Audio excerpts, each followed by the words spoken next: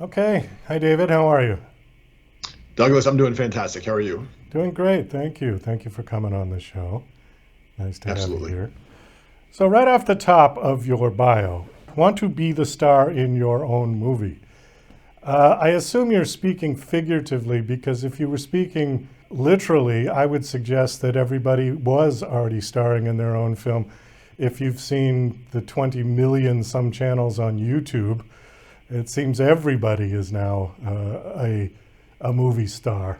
We've certainly gone in that direction, haven't we? I remember having three channels to watch growing up as a kid. And you're right. Now everyone kind of has their own point into the web. And I took my daughter to see Taylor Swift about a month ago, and she has 220 million followers online. So um, it's the idea, though, that if you really want to take ownership and accountability of your life, you have to take the lead role in your movie. And it's not necessarily about just the exposure of online, but it's about getting focused on what is your hero or heroine's journey, who's been writing your story up to this point, who's your supporting cast, and things like that. Is this sort of a takeoff on Shakespeare's All the World is a Stage? Pretty much, it Yeah. is. It's really a call to looking at the whole picture, and by that I mean it's so remarkable the age we live in now where everybody in their back pocket has access to more information than presidents used to have access to just 20 years ago. And if you really want to understand how to make your life meaningful, you want all aspects of your life to be important. You don't want to be one person one day and then someone else the next day. You don't want to be one person in front of this group of friends and then someone else when you're with your significant other. So it's really about holistically looking at your life and then figuring out what is the purpose of my life, what is the overarching story that I'm on, and how do I get there and how do I help other people get to theirs as well. Do you think all of this technology and instant information, like you said, in our back pockets, you think that's helping or hurting this cause? A little bit of both. Yeah. The hurt piece is because now we can instantly get information. It's that whole instant gratification thing. But for you to develop into someone of character, someone of virtue, someone respected, admired, even inspiring other people, that takes dedication, that takes persistence. That is not something that happens at the click of a button or opening up a new screen. That takes time, it takes dedication, and you really have to be focused on yourself. The flip side of the instant gratification piece is if you use the access you have to the wealth of information that we now have access to, you can understand history to a much deeper extent. You can learn things about yourself, about your culture. You can learn things about the world much more easily than you could 20, 30 years ago. It says on your bio that you're a sought after strategist and speaker on human development.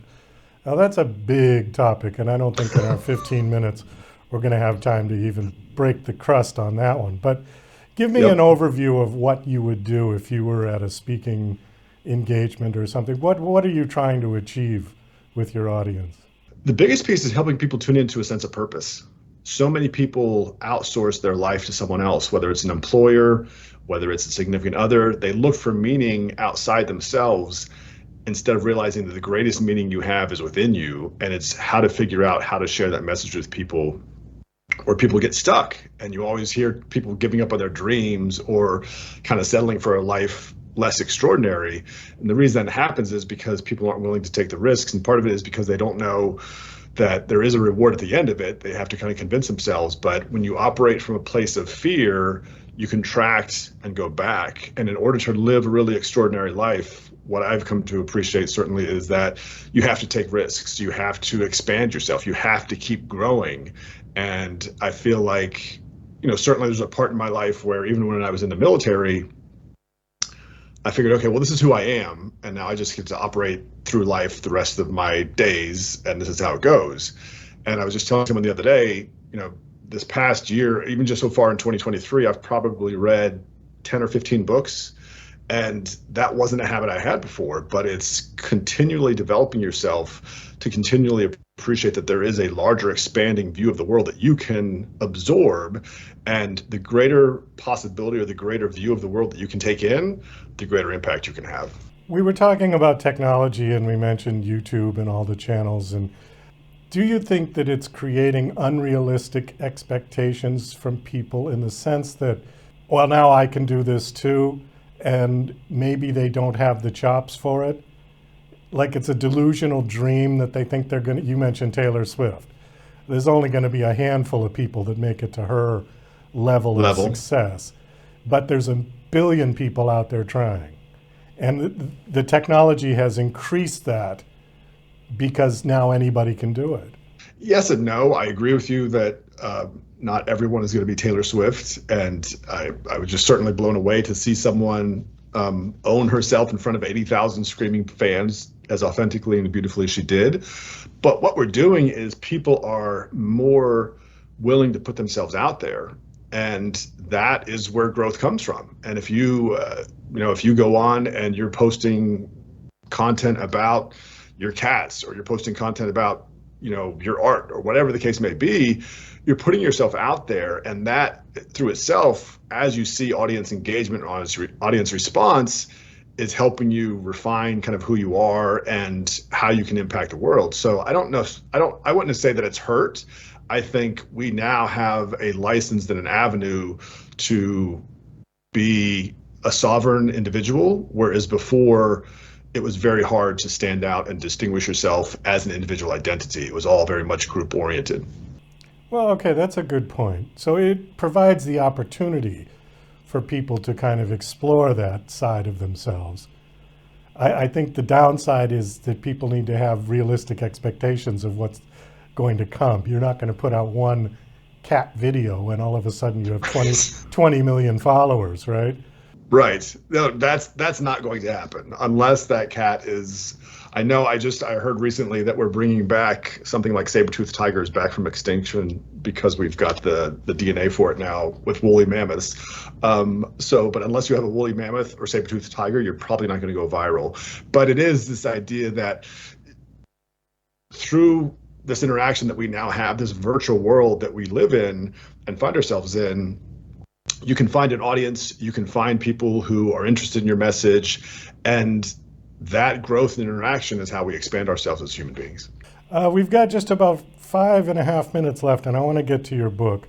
So your book is called Love Letters to the Virgin Mary. Is this your first book, or have you written others? It's my third book. I've written two others before that, and I'm working on a sequel to that one right now. Okay, how does this tie into what we're talking about?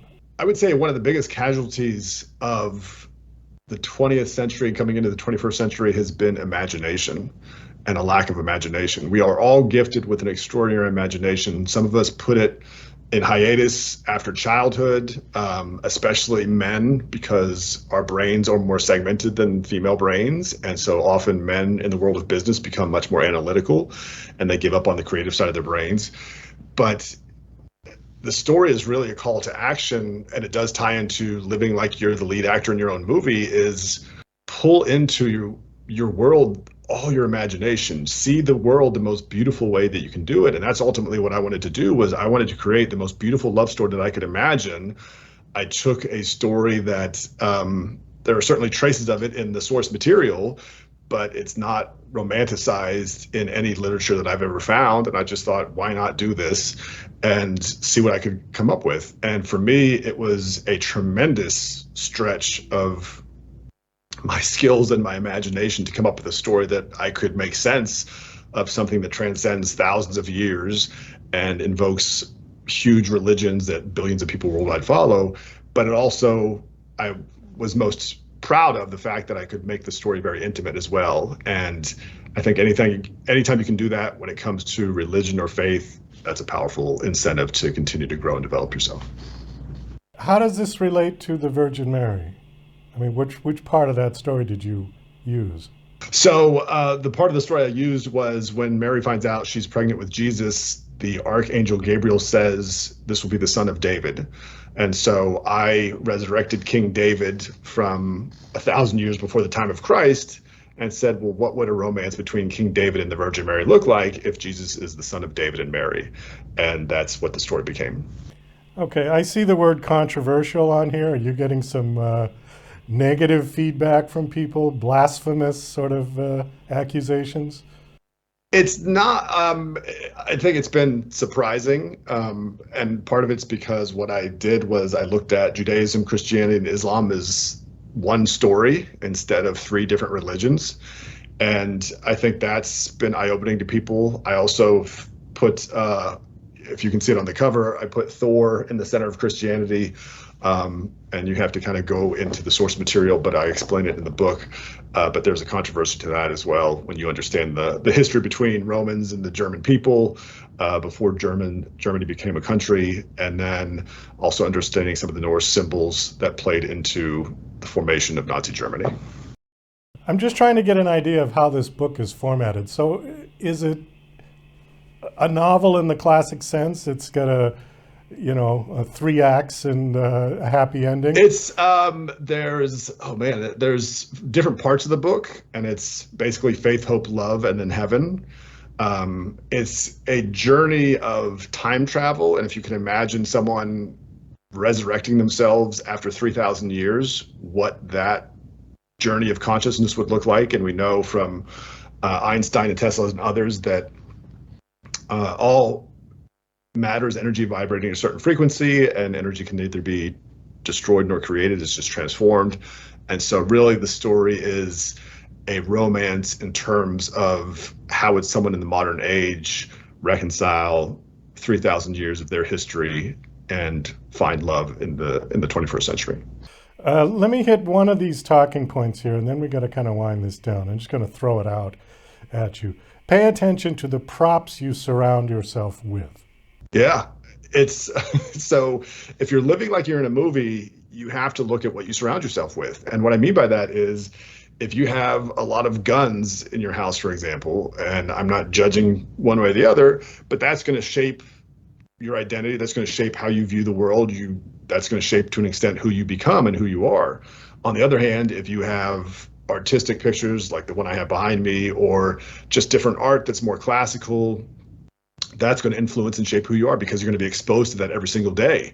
And so it's this concept that when you look at what you have around your life, is it neat and organized? Is it something that's helping you grow? Is it, I remember when I was in the military, I had a friend of mine he had a security plan for his house, and he had guns in every room because that was the paradigm that he lived in. And you say, well, I'm not going to go visit this guy, but that he was shaped by his props to a very certain extent. And so it's really just being mindful of the stuff that you surround yourself with and making sure that's conducive to you growing as a human being. This is what the Chinese refer to as the feng shui. It is, absolutely. Okay. Yes, nicely done. Well, I think there is a certain sensitivity to environment. And me as an artist, a musician, a writer, show host, etc., I am very sensitive to my environment. And things have to be, I like a minimal approach. I don't like clutter. And it's funny because my mother used to just be one of those collector types that had stuff everywhere, and you could barely move in the house. And it made me crazy to the point where I wouldn't even go visit, because I could feel the walls closing in on my head. Right. No, I can relate. I know sometimes when my mother lives a few miles away, and when I visit her for dinners, we have dinners pretty regularly, but it feels like sometimes I'm in a museum because it's all these old pictures of, 50, 60 years have gone by. And I realize for her it's sentimental value, but it feels dated, and there's so much of it too. So I completely understand what you're saying. Well, David, we got to wind this down. Thank you so much for coming on. My guest is David Richards, and the book is called Love Letters to the Virgin Mary. Is the book out now? It is. It's out. It's available on Amazon and BarnesandNoble.com. Okay, last question. Do you have a website you want to give out? I do. Thank you, Douglas. It's been a pleasure to speak with you. That website is davidrichardsauthor.com. Okay, great. And there's links to your book and information about you, all that good stuff on there. Absolutely. All my books are available on my website. And if you want to reach out to me to set up a speaking engagement, you can do so via that as well. Okay. Well, again, thank you for coming on the show. It was nice talking with you, and best of luck with the book. Thanks, Douglas. It's been a pleasure. I appreciate it.